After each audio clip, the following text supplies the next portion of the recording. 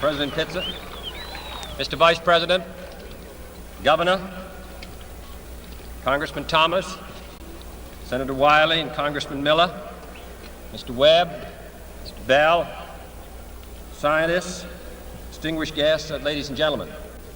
I appreciate your President having made me an honorary visiting professor, and I will assure you that my first lecture will be very brief. I am delighted to be here, and I'm particularly delighted to be here on this occasion. We meet at a college noted for knowledge, in a city noted for progress, in a state noted for strength, and we stand in need of all three. For we meet in an hour of change and challenge, in a decade of hope and fear, in an age of both knowledge and ignorance. The greater our knowledge increases, the greater our ignorance unfolds.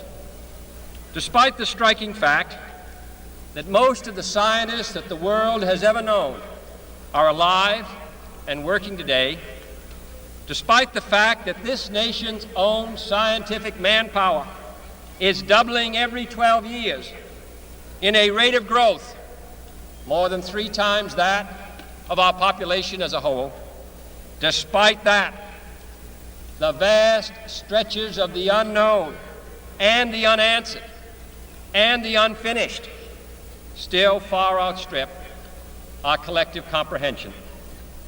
No man can fully grasp how far and how fast we have come.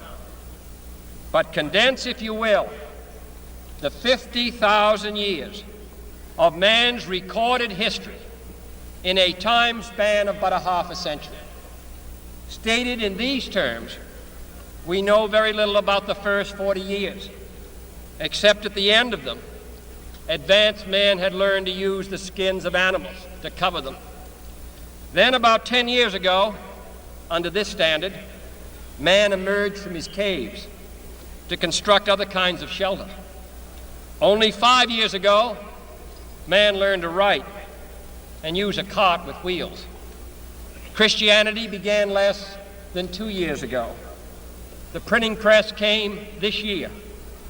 And then less than 2 months ago, during this whole 50-year span of human history, the steam engine provided a new source of power.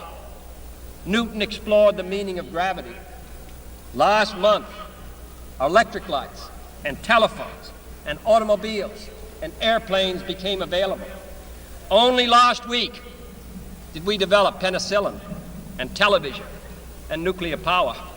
And now, if America's new spacecraft succeeds in reaching Venus, we will have literally reached the stars before midnight tonight.